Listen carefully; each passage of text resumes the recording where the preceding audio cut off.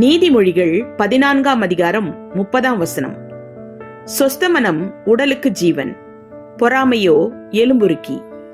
விளக்கம்: ஒருவர் மற்றவரை பார்த்து பொறாமை கொள்ளுதல் உலகெங்கும் இருக்கிறது. அப்படி பொறாமை கொள்வது நம்மையே அழித்துவிடும். நமக்கிருப்பவை போதும் என்ற மனதிருப்தியோடு வாழ்வோம். தேவைப்பட்டால் நாம் கர்த்தரிடம் கேட்டு பெற்றுக்கொள்ளலாம். அயலானுக்கு இருப்பது நமக்கு இல்லையே என நினைக்க வேண்டாம். நமக்கு இன்னது தேவை என்று தேவன் அறிந்து வைத்திருக்கிறார். ஆமீன். Proverbs chapter 14 verse 30. A heart at peace gives life to the body, but envy rots the bones. Amen.